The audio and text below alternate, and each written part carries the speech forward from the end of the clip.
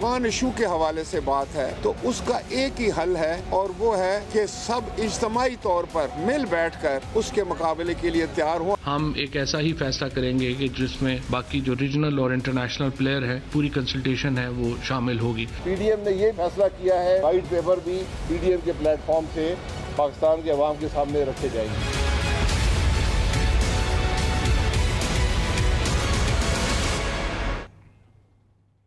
Very warm welcome to Newsland. मैं हूं doctor Maria Zulfiqar Khan.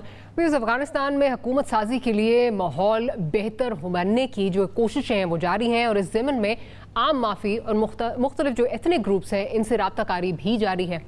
Taliban के दावा किया है कि पंशीर वैली में अहमद मसूद ने भी तालिबान की हिमायत का ऐलान कर दिया है। ये दावा खलील हकानी, सिराज हकानी के चचा और हकानी नेटवर्क के दूसरे अहम लीडर ने किया है।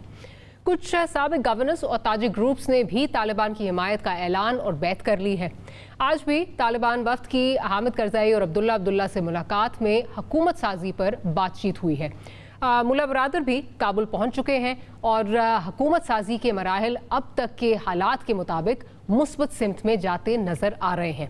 लेकिन काबुल एयरपोर्ट की सूरत हाल मुसलसल ख़राब है। गैर मुल्कियों और अफगान बाशिंदों की भीड़ जो है वो लगी हुई है। तहम वॉइस ऑफ अमेरिका की खबर के मुताबिक ये दावा किया गया है कि पाकिस्तान की तहरीक तालिबान पाकिस्तान से मुतल्लिक शिकायत को दूर करने के लिए अफगान तालिबान ने एक 3 रुकनी कमीशन जो है वो बना दिया है। और खबर में ये भी दावा किया गया है कि कमीशन तालिबान के सरबराह मुल्ला हैबतुल्लाह की हिदायत पर कायम किया गया है। हुकूमत पाकिस्तान या अफगान तालिबान की तरफ से इस दावे की तस्दीक या तरदीद अब तक नहीं आई है। अफगानिस्तान की सूरत हाल पर प्रोग्राम के पहले हिस्से में जो है वो बात करेंगे और प्रोग्राम का जो दूसरा हिस्सा है उसमें हुकूमत के 3 साल मुकम्मल होने पर जो इसकी कारकर्दगी पर अपोजिशन पार्टीज़ जो वाइट पेपर सामने लाने जा रही हैं उस पर बात होगी। और इसके साथ साथ हुकूमत भी अपनी कारकर्दगी अवाम के सामने रखने का इरादा रखती है। इसके अलावा EVM और इंतखाबी इस्लाहात के मसले पर अपोजिशन ने हुकूमत की तजवीज़ और तरमीम को एक बार फिर मुस्तरद कर दिया है। ये तमाम मौज़ूआत हैं जो आज प्रोग्राम के प्लेटफॉर्म से जो है वो डिस्कस होंगे। इस वक्त ताहिर खान साहब हमारे जो है वो हमें सीनियर कॉरेस्पॉन्डेंट हैं, हमें ज्वाइन कर रहे हैं जलालाबाद से। ताहिर खान साहब बहुत बहुत शुक्रिया कि आप हमें ज्वाइन कर रहे हैं। ताहिर खान साहब ये बताइए कि इस वक्त जो सिचुएशन नज़र आ रही है वहाँ पे बिलखसूस जो गवर्नमेंट के मराहिल हैं, गवर्नमेंट फॉर्मेशन के मराहिल हैं, उस बारे में अगर कुछ बताएं। आप पहले जलालाबाद में थे, अब गालिबन आप काबुल जो है वो तशरीफ़ ले आए हैं, तो अगर वो कुछ बताइए हमें। आपने मुझसे सवाल किया डॉक्टर साहिबा? जी ताहिर साहब, जी ताहिर साहब। अच्छा, हम तो अभी तक जलालाबाद में हैं क्योंकि यहाँ थोड़ा सा ठहरना था, तो इस वक्त हम बाहर हैं अपने जहाँ हम ठहरे हुए हैं। तो जलालाबाद में आज जब हम आए थे तो तकरीबन कोई 3-3:30 के लगभग बिल्कुल जिंदगी यहाँ पे नॉर्मल है। बहुत रश था यहाँ पर, बाजारों में, मार्केटों में, बिल्कुल ट्रैफिक भी जाम था। जब हम खुद फिर यहाँ पर हम जब मोबाइल सिम लेने गए थे तो वहाँ भी फुल था, वो लोग इतने ज्यादा थे उसमें।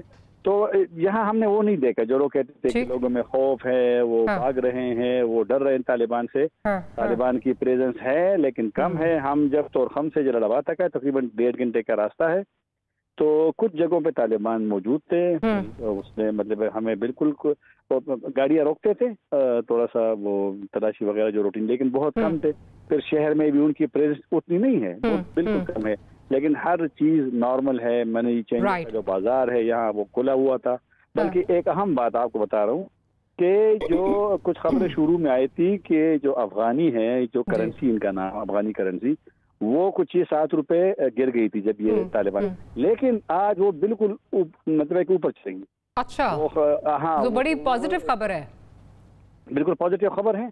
बल्कि तो ये मतलब है कि हमने यहाँ कोई ऐसी चीज नहीं देखी जिससे कहा। अच्छा तारिक खान साहब, क्या ये समझा, क्योंकि जो अब ऑब्वियसली दो चीज़ें हैं। एक तो ये कि जो विजुअल्स आ रहे हैं वो वेस्टर्न मीडिया के थ्रू आ रहे हैं। दूसरी बात ये है कि क्या ये हो सकता है कि डिफरेंस ये आ रहा है जलालाबाद का और काबुल का? Could that be one of the reasons, या आप समझते हैं ओवरऑल माहौल जो है वो इसी तरह का पॉजिटिव माहौल जो है वो नज़र आ रहा है आपकी? ज़ाहिर है आपने कॉलीग से, अपने लोगों से बातचीत भी होती रहती होगी काबुल में जो लोग मौजूद हैं इस वक्त, तो वहाँ से क्या जो है वो आपको आपकी रिपोर्ट क्या है? काबल की बात कर रही है आप? जी जी जी जी, क्योंकि आप जिस तरह जलालाबाद की बात कर रहे हैं कि बिल्कुल नहीं, काबल में आज हमारी बात हुई है लोगों से, सहाफियों से, वहाँ भी जिंदगी नॉर्मलसी की तरफ आ गई है। हाँ, बहुत हालात वहाँ तब्दील हो गए हैं। वो जो मतलब चलो आपने काबल का पूछा, बिल्कुल आहिस्ता आहिस्ता लोग आ रहे हैं। कुछ मसले हैं, मसलन बैंक्स बंद है, बैंक के एक वो बंद है, तो इस वजह से थोड़ा सा लोगों को मुश्किलात है। लेकिन आज जो यहाँ हमने देखा मतलब है कि हमने ऐसी कोई चीज नहीं देखी कि आप कहें कि बस बिल्कुल, तो अभी तक तो मामला, तो ये कहना फिर शायद गलत नहीं होगा। आप ये समझते हैं क्या ये कहना सही होगा कि Taliban have managed to win the hearts and minds, और लोग मुतमईन हैं कि ठीक है चीजें ठीक तरफ ही जा रही हैं, ठीक सिमत में जा रही हैं, वो कॉन्फिडेंस आ गया लोगों में? ये मैंने ये अभी वक्त से पहले होगा। अच्छा। लेकिन कुछ चीजें मुस्बत आ रही, मसलन अभी मैं आपको बताता हूँ, अभी हम आ रहे थे यहाँ एक रेस्टोरेंट में, तो एक दो जगहों से हमारे मसलन सेनेट का जो चेयरमैन है मौजूदा फजल हादी मुस्लिम यार साहब, उनका घर हमने देखा तो पहले रास्ता बंद था, तालिबान ने वो रास्ता खोल दिया लोगों के लिए। इंडियन कौंसलेट से हम गुजर करके अभी यहाँ एक रेस्टोरेंट में हम आए बैठे हुए हैं, तो वो रास्ता बंद हुआ था, वो रास्ता भी उन्होंने खोल दिया है। तो ये जो रुकावटें थी बड़े बड़े लोगों के घरों में, वो खत्म कर दी है। दूसरी आज जो मुस्बत चीज हमने देखी है, जो ट्रेड है पाकिस्तान ने, जो कोरोना के बावजूद जो इजाजत दी है ट्रेड की, आज सैकड़ों गाड़ियां फुल, बिल्कुल। ये वाला जो मौसम है ना अफगानिस्तान में, ये ताजा मेवों का मौसम है। तो हमने देखे सब्जियों के, टमाटर, प्याज, अंगूर, ये सेब बहुत ज्यादा आज हमने देखा, और बड़े मुनज़्ज़म तरीके से। हाँ, एक और मुस्बत चीज जो हमें बताई गई है लोगों ने, मकामी ने, कि पहले अगर जलालाबाद से एक कंटेनर जाता था सब्जियों का या पाकिस्तान तोरखम तक, तो तकरीबन 50,000 रुपए चेक पोस्टों पे जो लोग होते थे लेते थे, वो हुकूमत में वो पैसा नहीं जाता था, यानी खुद वो लोग, ब्लैक मनी है, वो तालिबान ने खत्म कर दिया। अब जलालाबाद से तोरखम तक जितने भी सब्जी के या फ्रूट के, फ्रेश फ्रूट के कंटेनर जा रहे तिजारती, और कुछ कीमती जो एक पत्थर है वो चाइना हमें बताए, तो अब वो खत्म कर दिया तालिबान। अब कोई रिश्वत इस तरफ नहीं दे रहा, और बिल्कुल एक काम था आज बॉर्डर, उस तरफ रश ज्यादा था, जो अफगान पाकिस्तान में है वो जो आ रहे थे, इस तरफ मामला बिल्कुल। जी, एक और बात सर, बताइए। अभी तक जो इमिग्रेशन का निज़ाम है तोरखम बॉर्डर पे, अफगान साइड पे, अभी वो एस्टेब्लिश नहीं हुआ, आहिस्ता आहिस्ता मतलब कि वो भी हो जाएगा। तो लेकिन मतलब हमने वो चीज नहीं देखी, वो जो खौफ वाला, और ये जो वो खौफ वाला नहीं थी में बैठ करके हम सुनते थे, वो नहीं है। अच्छा, एक चीज आपको पहले भी हम जो है वो प्रोग्राम्स देख रहे थे, आपके बीपर्स भी सुन रहे हैं, लेकिन just want to ask you, maybe कोई क्लैरिटी आ गई हो। जो वॉइस ऑफ अमेरिका की खबर है उसका बहुत चर्चा है आज, बिकॉज उसमें बहुत एक बड़ा दावा जो है वो किया गया है वीज़ा वी पाकिस्तान की, जी आम माफ़ी का ऐलान, अगर इधर से आम माफ़ी मिलती है तो तालिबान जो वहाँ पे तहरीक तालिबान पाकिस्तान वहाँ बैठे में, वो वापस उनको आना चाहिए, तालिबान की तजवीज़ है।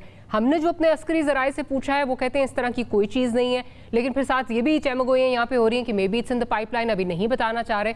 उस पर अगर कुछ कॉमेंट करना चाहें। ये तो देखो ना, एक बात यह है कि जो दोहा मुआहिदा है, तालिबान उसी मुआहिदे की बुनियाद पे किसी को भी वो इजाजत नहीं, ये वादा है उनका। और ये दूसरा नुक्ता है, 4 नुकात जो अहम है उसके, और उसमें सिर्फ ये नहीं है कि अमेरिका, आप अगर उसको आपने देख लिया होगा कि जो दोहा मुआहिदा है उसमें अमेरिका लिखा है, उनके इत्तेहादी लिखे हैं, और कोई किसी भी मुल्क के खिलाफ, तो उसमें किसी चेक नंबर 2 है, आई बिलीव शायद चेक नंबर 2 है इसका, जी। तो लिहाजा उनका ये वादा भी है। लेकिन चूंकि देखो ना, एक हफ्ते में आप मुझे बताएं कि 20 साल लड़ाई के बाद एक हफ्ते में एक हुकूमत कैसे बन सकती है, और ऐसी हालत में जब गैर मुल्की फौजी मौजूद है, अभी काबुल एयरपोर्ट पे है, तो अभी तो एक मेस वाली सूरत हाल है। लेकिन मेरे ख्याल में एक हफ्ते में जिस तरह तालिबान ने इसको मैनेज किया है, और मैंने आपसे कहा ना, मतलब एक डिसिप्लिन्ड मैस आप समझ रहे हैं, मैस है लेकिन डिसिप्लिन्ड मैस है। जलालाबाद में हमने सुना कि जब ये तालिबान जिस दिन आ गए थे तो यहाँ बहुत ज्यादा इनकी मौजूदगी और फ्रेजेंस और आना जाना होता था, अब आहिस्ता कम हो गया। लेकिन क्योंकि हालात नॉर्मल हो गए तो बिल्कुल अब वो लोगों में वो नहीं रहा, खौफ लोगों में खत्म हो गया, वो अच्छा रिश्वत का वाला सिलसिला खत्म हो गया, करप्शन का खत्म हो गया, जो गैर कानूनी टैक्स लेते थे रोडों पे वो खत्म हो गया।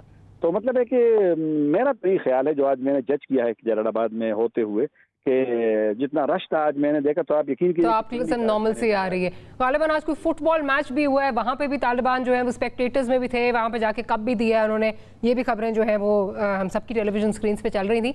अच्छा, फाइनली खान साहब, आई नो आप बहुत थके हुए, फाइनल क्वेश्चन, इंक्लूसिव गवर्नमेंट के हवाले से जो बातें हो रही हैं, पहले 31 का जो है वो डेडलाइन थी, लेकिन वो आगे होती हुई नजर आ रही है बिकॉज फॉरेन फोर्सेज शायद ना निकल पाए 10 दिन में, अगले 10 दिन में, 9-10 दिन में। ये एक थोड़ी सी आपको बता दूं, ये मैं पहले बोलता रहा हूँ कि जो तालिबान रहनुमाओं की जो नशिस्तें हुई हैं चंद दिनों में हामिद करजई साहब के साथ, डॉक्टर अब्दुल्ला के साथ, हिकमत यार के साथ, उसमें एक तो इन्होंने कर्टसी कॉल आप कह सकते हैं कि वो जो रहनुमा वहाँ रह गए, उनके पास ये गए हैं, उनकी इम्तिहानी कराई है कि आप बिल्कुल यहाँ महफूज हैं, हम आपको इज्जत एहतराम देते हैं। एक तो ये बात। दूसरी बात ये है कि इस स्टेज पे अभी वो वाला, अब वो डिस्कशन उस पर नहीं हुई कि क्योंकि तालिबान का अपना एक, जिस तरह कल तालिबान की शूरा का इजलास, यानी हफ्ते वाले दिन काबुल में पहला शूरा का इजलास हुआ, शूरा के एक मेंबर से कल मेरी बात हुई, जो आपने बात की कि 31 अगस्त तक जब अगर वो जाते हैं तो फिर तो ये ऐलान कर देंगे, अगर वो नहीं जाते तो तालिबान उस वक्त तक नहीं करेंगे ऐलान, क्योंकि तालिबान का यही वो जो कल ज्यादा लोगों की अक्सरियत थी शूरा के कि अगर ये 31 अगस्त के बाद भी रहते हैं तो इसका मतलब ये है कि वो जिसको वो इन्वेजन कहते हैं या जारहियत कहते हैं या पश्तो में इशगाल कहते हैं, वो जारी होगी। तो इस माहौल में नहीं। हाँ, कल डिस्कशन हुई है कि काबीना के कौन मेंबरान है, उनके नाम अमीर को वो भेजेंगे, फैसला वो करेंगे, लेकिन ऐलान हुकूमत साजी का, काबीना का उस वक्त होगा जब तमाम फॉरेन फोर्सेस चले जाएंगे, उनका डिसीजन है। खान साहब, ये जो बात इस वक्त आप बता रहे हैं कि उनका जो करेंसी है वो इस वक्त मुस्तहकम जो है वो नज़र आ रही है, लेकिन इकोनॉमिक मेल्टडाउन तो बाकायदा है, बिकॉज एक मुल्क जो कि 80-90% जो है वो फॉरेन एड पे चलता हो, बाकी उनके बैंक्स भी बंद हो, IMF ने भी हाथ उठा लिया हो, अमेरिका भी जो है वो टफ टाइम ज़रा दे रहा हो, तो एक इकोनॉमिक मेल्टडाउन तो है। उसकी वजह से आपको लगता है रेफ्यूजी क्राइसिस यहाँ पर जो है पाकिस्तान की तरफ जो है वो हम एक्सपेक्ट कर सकते हैं, जैसे कि इंतजामात हो रहे हैं, 5 से 7 लाख अफगानी एक्सपेक्ट कर रहे हैं हम? नहीं, मेरा नहीं ख्याल। देखो, आपको याद होगा कि जब ये तालिबान कंट्रोल करना शुरू कर दिया तो वहाँ पे पाकिस्तानी, हत्ता कि वज़ीर आज़म कहते थे कि हम मुहाजिरीन से मुतासिर होंगे और हम बर्दाश्त नहीं कर सकते, और लेकिन ये जो सरेंडर हुआ है खुद ब खुद, तो इस वजह से वहाँ तो लड़ाई नहीं हुई। मुहाजिरीन उस वक्त आते कि अगर वहाँ पे लड़ाई होती तो लोग निकल जाते। एक बात। दूसरी बात है कि आज जो जलालाबाद में हमने देखा है, आप यकीन कीजिए कि मैंने 1% भी यानी किसी सुना कि कुछ मुश्किल है। सिर्फ ये है कि जो काबुल में जो मसला पैदा हुआ है, अमरीकियों का तो और नेटो का, और उनका ये ख्याल था कि वो 20,000-25,000 जो कि वो ले जाएंगे, लेकिन चूंकि तालिबान वक्त से पहले चले गए, आपने अमेरिकन इंटेलिजेंस की रिपोर्ट देखी थी, 2 महीने में तालिबान, वो तो चंद दिनों में चले गए। अच्छा, जिन लोगों को ले जाना था, जिन्होंने उनके साथ काम किया है या उनके अपने सिटीजन, वो रह गए हैं। अब वही लोग जो है, और आपको पता है कि ये वैसे भी फितरत है कि लोग जो है वो कहते हैं कि मौका उनको मिल गया है, वो लोग जिनको कोई खतरा नेशनैलिटी, तो वो होने चाहिए कि अभी हमने बस इस मुल्क से जाना है।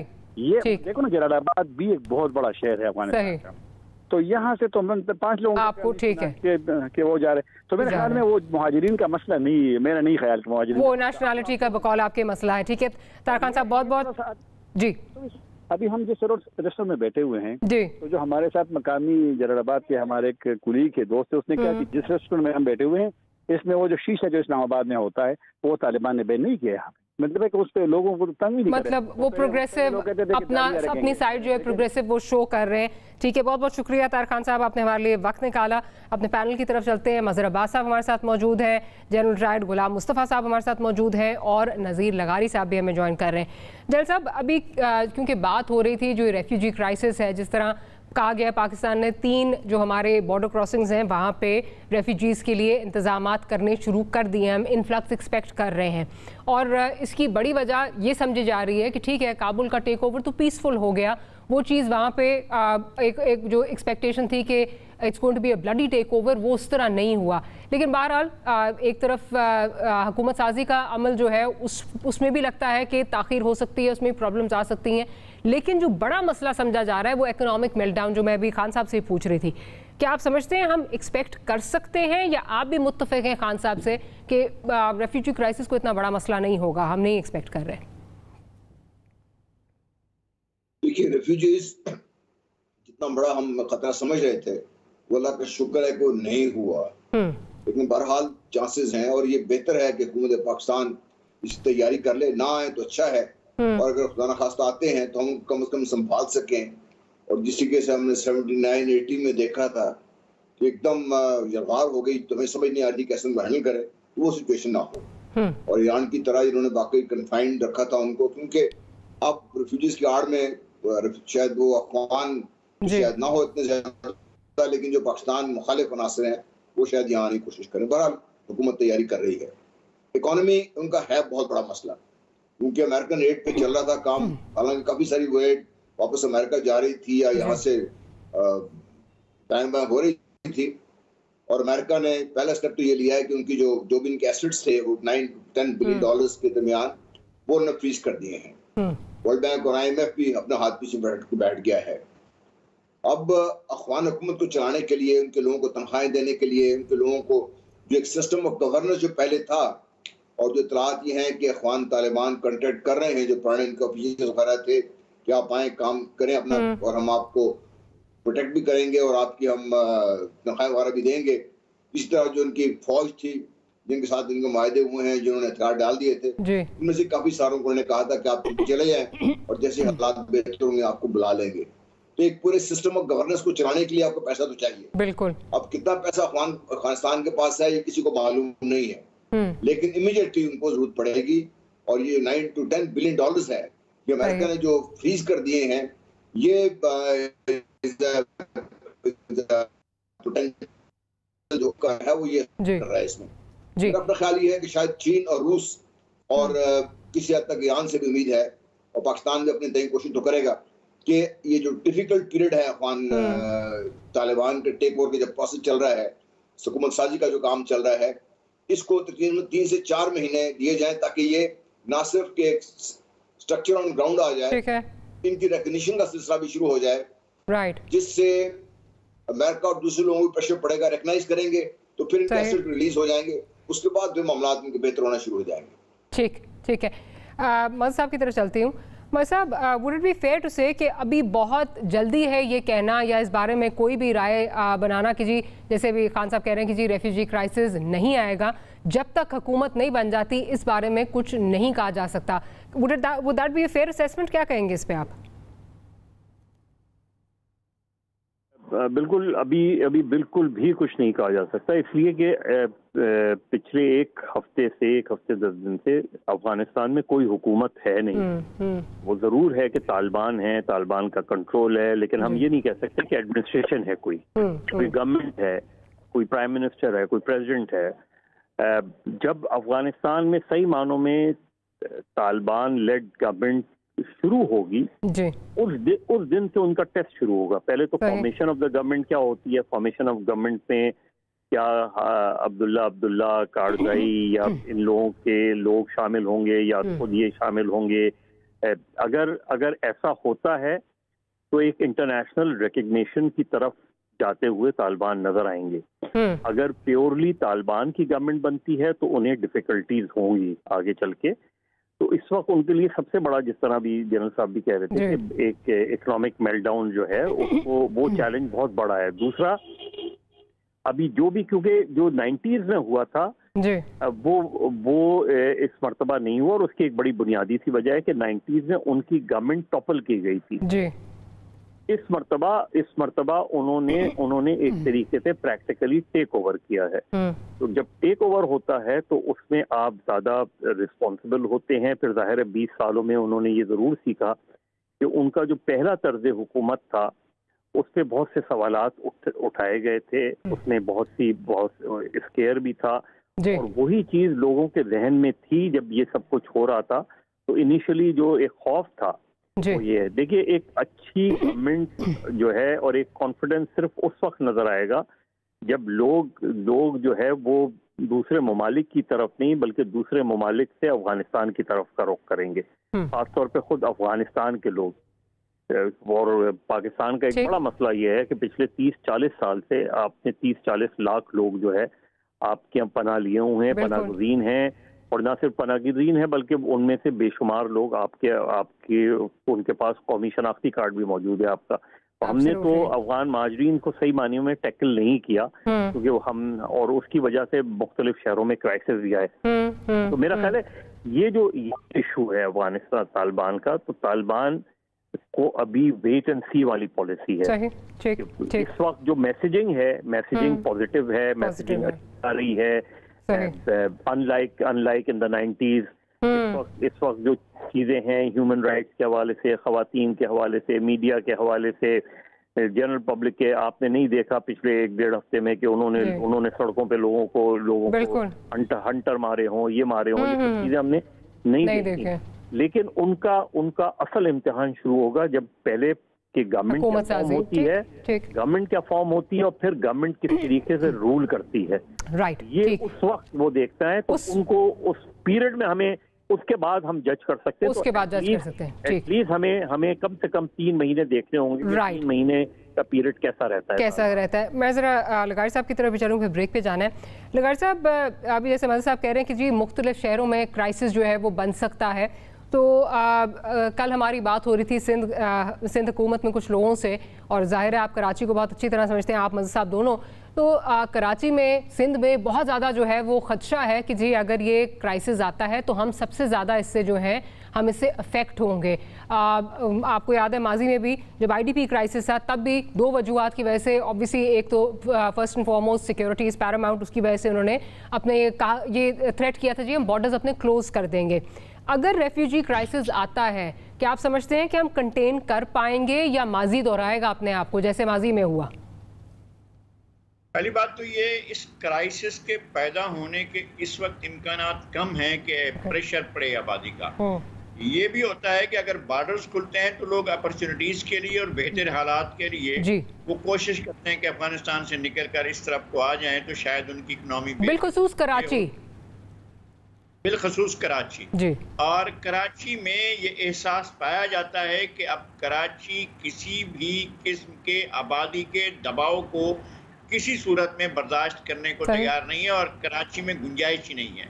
आप आकर देखें, जब आप सुपर हाईवे पर हों और आप टोल प्लाजा से आगे की तरफ चलें तो आपको एक तरफ पूरी की पूरी झुग्गियों की कतार सोराब बोर्ड तक कई किलोमीटर तक चलती चली जाएगी। यहाँ पर है शहर के अंदर जो है लोगों के पास रिहाइश नहीं है, लोग झुग्गियों में रह रहे हैं। बेशुमार इलाके ऐसे हैं जहाँ पर कच्ची आबादियाँ हैं, गोट हैं इस तरह के, और वहाँ पर बेसिक एमिनिटीज नहीं है। लोगों के पास न पानी होता है, न बिजली होती है, न गैस होती है। हर चीज़ इदारों के साथ मिलकर चोरी चकारी होती रहती है, लोगों से पैसे वसूल किए जाते हैं और ये दिया जाता है। पाकिस्तान के कराची शहर के अपने रिसोर्सेज ऐसे नहीं हैं कि वो किसी भी किस्म का आबादी का ज़रा सा भी दबाव बर्दाश्त कर सकें। ये उनके लिए किसी सूरत में मुमकिन नहीं है। अब ये देखना है कि हुकूमत क्या फैसला करती है। बहुत सी चीज़ें जो हैं वो बहुत सी चीज़ें अब भी सवाल निशान है। क्या ऐसा होता है कि खुदा न खास्ता वो तालिबान जिन्होंने हमारे जनरल हेडक्वार्टर पर अटैक किया, जिन्होंने ग्रेजन पर अटैक किया, जिन्होंने छावनियों पर अटैक किया, जिन्होंने हमारी आबादियों पर अटैक हमारे किया, बच्चे मारे, तबाही मची हर जगह पर, क्या वो वापस आते हैं और उनके लिए भी इसी तरह आम माफी का ऐलान होता है? बहुत बड़ा सवाल है। जिस तरह की चल रही हैं वो हमारे लिए एक तबाही का मरहला होगा, खतरनाक होगा। उनका आना जो है वो खतरनाक होगा। वो हर जगह पर इस तरह, इसलिए कि वो सरेंडर करके नहीं आ रहे होंगे। वो कैसे आते हैं, किन हालात में आते हैं? मेरा ख्याल है कि इसको बहुत दफा सोचना चाहिए कि इस मसले से कैसे जान छुड़ाई जाए। और दूसरी बात यह है कि अफगानिस्तान में इम्कानात हैं कि स्टेबिलिटी हो, इसलिए कि यूरोप और अमेरिका एक अलग पेज पर नहीं खड़े हुए हैं। पहले तो आपको पता है उनके तालिबान के अभी दौर नहीं आया था, अभी उन्होंने काबुल पर और कंधार पर भी कब्जा नहीं किया था, तो अंडर द व्हील जैसी फिल्में आना शुरू हो गई थी जिसमें उनके बारे में बहुत से परसेप्शन डेवलप किए गए, बहुत से परसेप्शन बनाए गए थे कि जनाब ये फिल्में बनाई गई थी बाकायदा कि जनाब ये इस तरह के लोग हैं। मैं उनसे मिला कई बार और मैंने कंधार में भी और काबुल में भी और दीगर शहरों में भी उनसे मुलाकातें की। वो यकीनन सख्त गिर थे, लेकिन जितना सख्त गिर उनको बहुत सी चीजों के बारे में समझा जाता था उस तरह से नहीं थे।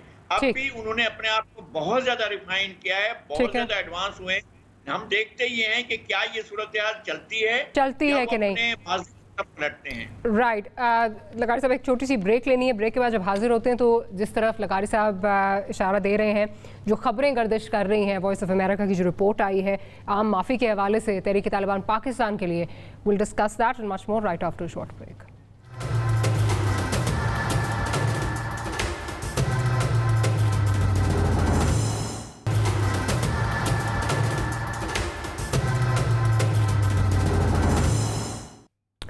Welcome back after the break. General साहब की तरफ जाऊंगी। जनरल साहब, आज जो खबरें आ रही हैं वॉइस ऑफ अमेरिका से, वो आपने भी गालिबन देखी होंगी। 3 मेंबर की कमेटी है, कमीशन है जो बनाई गई है कि जी पाकिस्तान के जो कंसर्न्स हैं वो एड्रेस किया जाए वीज़ावी टीटीपी और टेररिज्म जो चल रही है। साथ ही साथ ये भी उसमें तजवीज़ जो है वो पेश की गई तहरीक तालिबान अफगानिस्तान की जानिब से कि पाकिस्तानी तालिबान अगर हथियार डाल दें तो आम माफ़ी जो है वो मिल सकती है और उनको पाकिस्तान अपने ख़ानदानों के साथ वापस चले जाना चाहिए। पहले again at the expense of repetition, जब हमने अस्करी ज़राए से बात की तो उनका ये कहना है कि जी अभी तो इस तरह की कोई चीज़ नहीं है। आपसे जानना चाहूँगी, आप बहुत बाखबर हैं, आपको पता भी होता है कि चीज़ों का क्या इस तरह की कोई चीज़ें जो है वो पाइपलाइन में है, सोचा जा रहा है उन पर, क्योंकि बाकायदा कयास राइयाँ हो रही हैं कि शायद इमीडिएटली ना हो लेकिन इन द डिस्टेंट फ्यूचर जो है ये चीज़ हो सकती है। पहले तो ये बताइए। देखिए, इसको भी हमें स्टेप बाय स्टेप देखना चाहिए। स्टेप 1 तो उनकी एक्टिविटीज पूरी सीज हो जानी चाहिए और अफगानिस्तान में जहां पर भी वो हैं उनको वहीं पे उनको कन्फाइन कर देना चाहिए। और नेक्स्ट स्टेज पे बातचीत होगी, जो भी होगी। ये कमीशन जो बना है इसके बारे में रिपोर्ट में ख्याल है कंफर्म है, कमीशन बनाया है, ठीक है, अब्दुल्ला खुंजादा साहब ने। वो इसलिए कि पाकिस्तान फॉरेन मिनिस्टर ने कल भी ये बात की थी और ये लगातार ये बात चल रही है और उसमें वो ये सर्टन यही करना चाहेंगे। जो मेन इशू जो है कि कौन से लोग थे जिन्होंने हमारे बच्चों को शहीद किया, जिन्होंने जो बड़े सीरियस जराइम में मुलव्वस थे। बहुत सारे तो फुट सोल्जर्स हैं जिनको सिर्फ पैसे की लालच में लेकर चले गए हैं, लेकिन वो लोग जो main trouble brain behind all this, उन लोगों के बारे में ये सेटिंग करना पड़ेगा। और फिर जहां तक बातचीत का ताल्लुक है या उनसे सरेंडर कराने का ताल्लुक है, इनको भी कैटेगरीज में होगा। वो लोग जो फुट सोल्जर्स हैं जिनका अपेरेंटली अदर देन दिस के भी सिर्फ उनको लेके जाया गया है या वो चले गए हैं या लालच में आ गए हैं, या उनका अगर किसी तरह माफी होगी तो शायद हो सकती है। लेकिन जो हार्ड लाइनर्स हैं जिन्होंने वहां पे बैठ के किसी और के कहने पर, इशू ये है कि वो क्या वो खुद कर रहे थे या उनसे करवाया जा रहा था, वो कौन लोग करवाने वाले थे। ठीक है, अगर तो ऐसे लोग हैं उनको तो कोई माफी का सवाल ही पैदा नहीं होता। पाकिस्तान कभी इस चीज को एक्सेप्ट नहीं करेगा और तालिबान भी इस चीज को एक्सेप्ट नहीं करेगा। ठीक। अच्छा, मैं साहब की जान चलती हूँ। मैं साहब, जो ये बताया जा रहा है, कमीशन की बात की जा रही है, क्या आप समझते हैं कि ये इंश्योर कर सकेंगे, जिस तरह के उन्होंने दोहा माहदे में भी कहा है कि सरजमीन जो है वो इस्तेमाल नहीं होगी, कंसिडरिंग, क्योंकि बार बार ये बात होती है कि जो तहरीक तालिबान पाकिस्तान है, they are more driven by money, finances and ideology. क्या आप समझते हैं ये एक मुस्तकिल जो है वो इंश्योरेंस जो है उनकी तरफ से मिल सकती है और इसको कायम रखा जा सकता है? देखिए, कंसर्न जो हुई पाकिस्तान की तरफ से वो उस वक्त हुई जब वहाँ कैदी रिहा हुए और उनमें बड़ी तादाद में वो लोग भी शामिल थे जो तहरीक तालिबान पाकिस्तान से जिनका ताल्लुक था, मौलवी फकीर। और उनकी जब खबरें आई तो वो पाकिस्तान के लिए एक डिस्टर्बिंग खबर थी और ये सवाल अपनी जगह रहा कि फिर जो है वो अफगान तालिबान ने उनको क्यों छोड़ा। तो अब ये कि वो अब जब अगर यहाँ और अगर आप देखें तो जरूरी नहीं है वो हो, लेकिन यहाँ एकदम जो वारदातें शुरू हुई हैं, वाक़यात शुरू हुए हैं, चाहे वो बलूचिस्तान हो, चाहे वो शुमाली वज़ीरिस्तान हो, ये जो वाक़यात में अचानक इजाफा हुआ है ये आपके लिए बहुत बड़ी कंसर्न है। क्योंकि उनके लोकल फ्रेंचाइज तो यहाँ मौजूद हैं और लोकल फ्रेंचाइज अब सिर्फ ये कि आपने इस चीज को फेयरली देखना है कि कहीं कोई अफगानिस्तान से कॉल आने पर यहाँ कोई अगर कार्रवाई होती है। माजी में तो ये होता था कि यहाँ कार्रवाई करके कंधार में, जलालाबाद में जाके वो ले लेते थे, या फिर यहाँ शुमाली वज़ीरिस्तान ही एक तरीके से मिनी अफगानिस्तान बना हुआ था। तो ये इस वक्त आपके लिए सबसे बड़ा चैलेंज ये है, और ये याद रखें कि इसमें ऐसे एलिमेंट शामिल हैं जैसे ये अब चाइनीज वाला वाकया हुआ, यानी ये दूसरा वाकया है चाइनीज का पिछले चंद माह में, ये आपके लिए बहुत ज्यादा तशवीश है।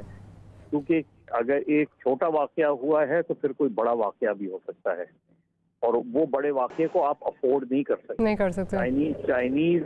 चाइनीज अपनी दबे अल्फाजों में अपनी कंसर्न जरूर शो कर रहे हैं, but they are not happy with your security.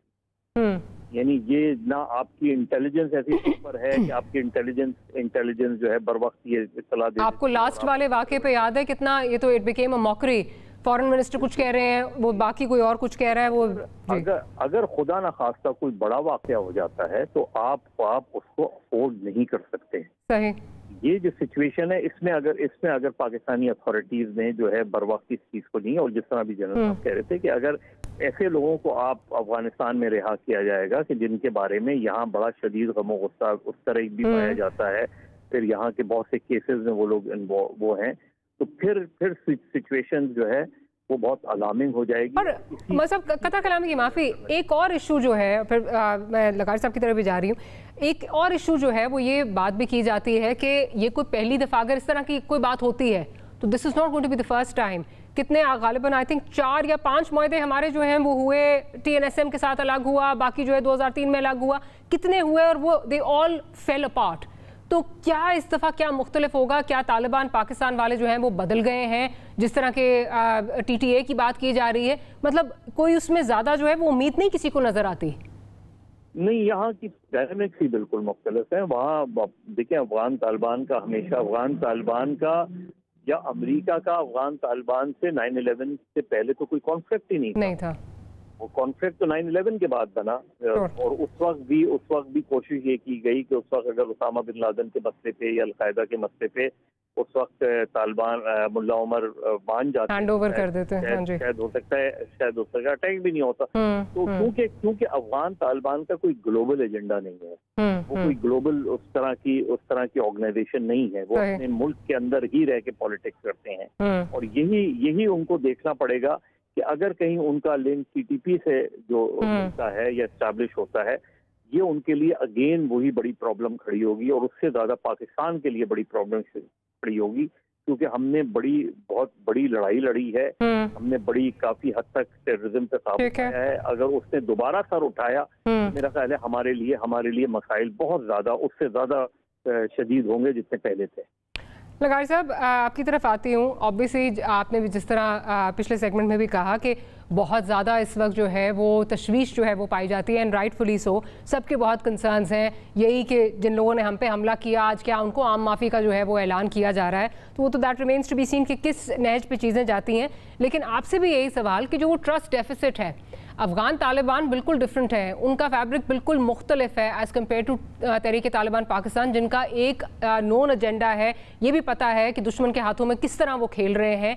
क्या आप समझते हैं कि उनके साथ अगर इस तरह की कोई चीज़ हो भी जाती है तो वो मुस्तकिल रहेगी, या पाकिस्तान के जो खतरात हैं वो ख़त्म हो जाएंगे अगर कोई आम माफ़ी होती है या कोई पीस एग्रीमेंट इस तरह होता है? मैं समझता ये हूँ कि आम माफी के लिए भी कोई ग्राउंड होती है। आम माफी ये हुई जो तालिबान ने ऐलान किया कि हमने टेक ओवर कर लिया है और हम अपने मुखालफिन के लिए आम माफी का ऐलान करते हैं। तो हम किस बात पर, किस बुनियाद पर हमारे सैकड़ों नहीं हजारों लोग इन्होंने कत्ल किए, 80,000 इन्होंने बेरहमी से हमारी रिट ऑफ द स्टेट एक नहीं कई इलाकों में ख़त्म कर दी थी। इन्होंने वहाँ पर एक गैर इंसानी माहौल, अच्छा इसमें हमारी अपनी इस्टेब्लिशमेंट से भी बहुत से सवालात हैं।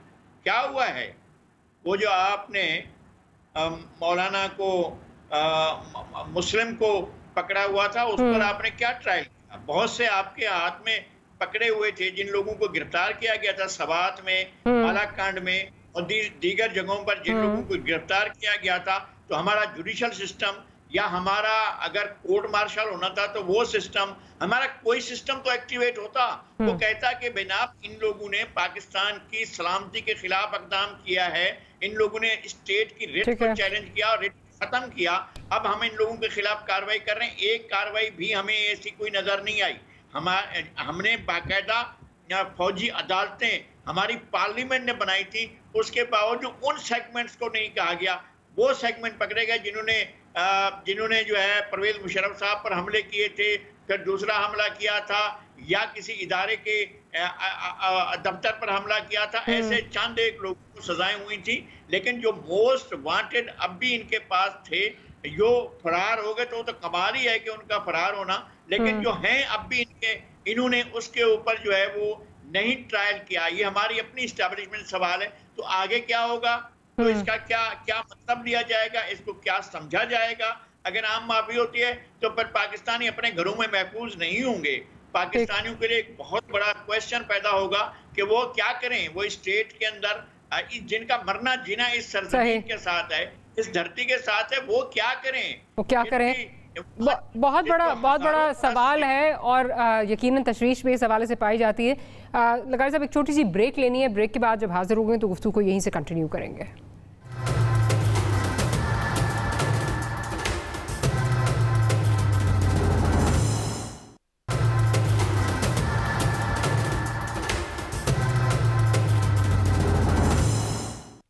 Welcome back after the break.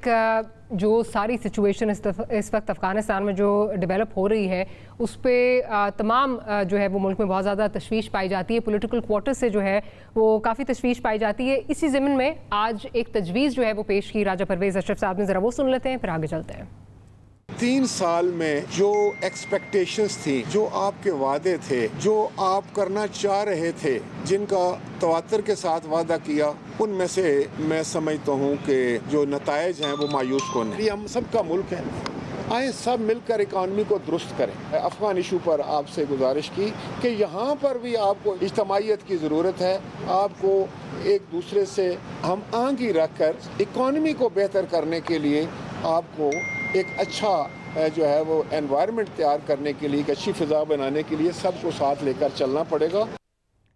General साहब, इकॉनमी और सिक्योरिटी और एक्सट्रीमली इंटरट्वाइंड जो ये सजेशन दी है इस वक्त राजा परवेज़ अशरफ साहब ने, एक दफ़ा दोबारा जो है वो दावत दी है, प्लस ये कहा जा रहा है जी पार्लियामेंट का जो प्लेटफॉर्म है उससे जो है वो दोबारा आपको एक्टिव करना चाहिए, बताना चाहिए पार्लियामेंटेरियंस को, एक राय जो लेनी चाहिए कि किस तरह इस सिचुएशन में मूव करना चाहिए। क्या वजह है आप समझते हैं कि ईगो का इशू है या क्या इशू है कि गवर्नमेंट इस पर आगे मूव कर ही नहीं पा रही, और क्या बेहतर नहीं होगा अगर तमाम स्टेक होल्डर्स ऑन बोर्ड हों और फिर इस पर कोई डिसीजन मेकिंग हो? मरिया, आपने मुझसे सवाल किया है? जी जनरल साहब। देखिए, इसमें 2-3 मेजर इश्यूज हैं।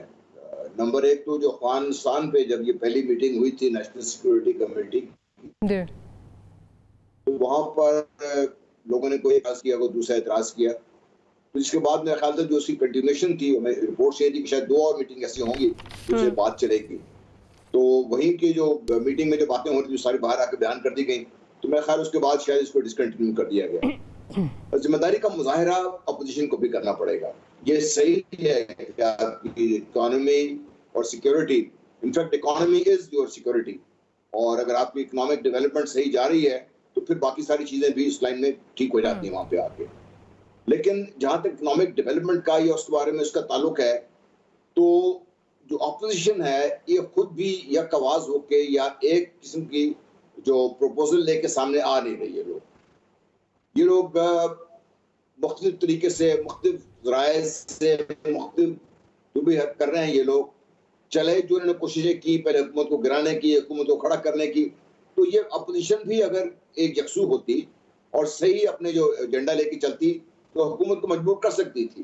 क्योंकि इतनी strong purely in terms of number, इतनी स्ट्रॉन्ग अपोजिशन शायद ही किसी हमारी जो पिछली चंद हुकूमतें किसी को मिली वजह से, तो ये तो अपने आप को नहीं संभाल सका अपोजिशन वाले। बहरहाल ये जरूर है कि पार्लियामेंट, जिसको हम एक सुप्रीम इदारा कहते हैं और आइन के लिहाज से है भी, उसका इस्तेमाल तकरीबन 0 होकर रह गया हुआ है।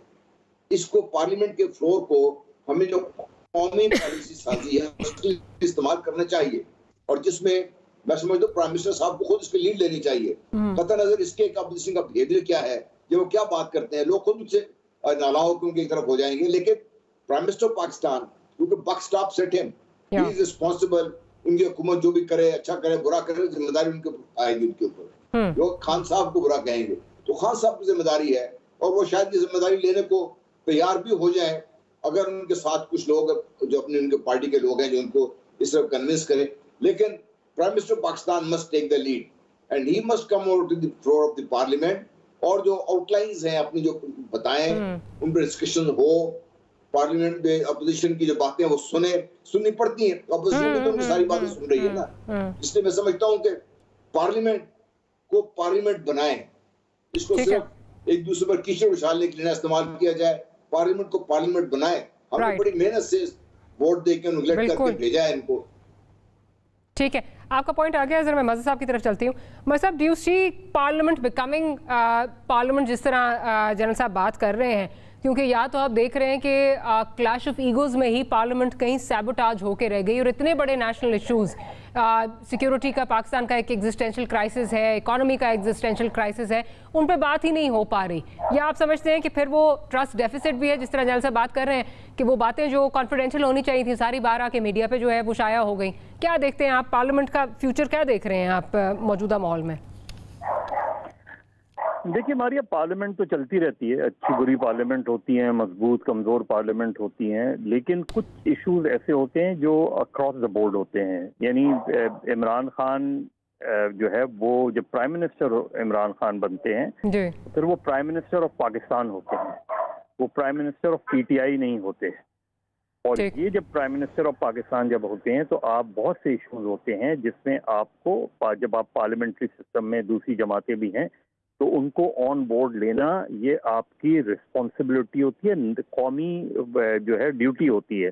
उसकी वजह क्या है? देखिए, जुल्फ़िकार अली भुट्टो से बेशुमार अपोजिशन के इख्तलाफात थे, शदीद तरीन इख्तलाफात थे, लेकिन जब भुट्टो शिमला जा रहे थे तो उन्होंने पूरी पार्लियामेंट को इत्मीनान में लिया, बल्कि अपोजिशन के कुछ लोगों को साथ लेके गए। बिल्कुल इसी तरीके से मोहम्मद खान जुनेजो को उस वक्त की अपोजिशन रिकग्नाइज नहीं करती थी, लेकिन जब जेनेवा एकॉर्ड करने जो है वो जा रहे थे जुनेजो, तो उन्होंने पाकिस्तान की तमाम सियासी जमातों को बुला के एतमान में लिया ज़ाती तौर पे।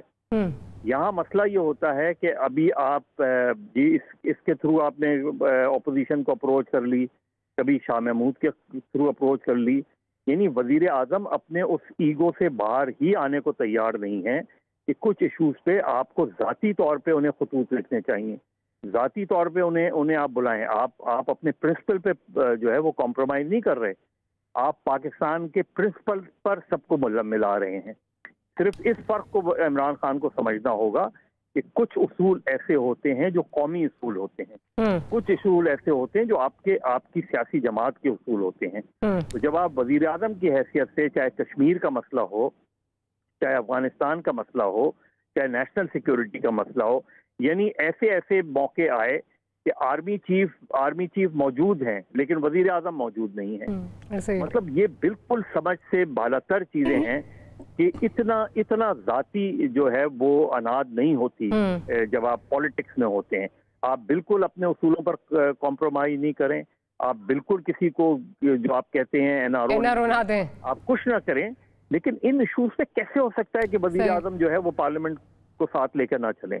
ये जब उनकी गवर्नमेंट की तरफ से कहा जाता है कि जी हम पार्लियामेंट को साथ लेके चल रहे हैं, हमने वजीर खारजा ने उनसे बात की, उससे स्पीकर के थ्रू बात कर रहे हैं, यानी वजीर आजम क्यों ये शर्मिंदगी महसूस करते हैं कि वो खुद नहीं बात करते? ठीक, मतलब मैंने आज तक पाकिस्तान की पॉलिटिक्स में इस तरह का रवैया नहीं देखा। ठीक, लगाई साहब, एक तो बिल्कुल बात जो कंसेंसस है वो वज़ीर आज़म की जो ईगो है उस पर एक ब्रॉड बेस कंसेंसस है कि ईगो उनकी नज़र आती है, बहुत अहम मामलों पे वो नहीं बैठते।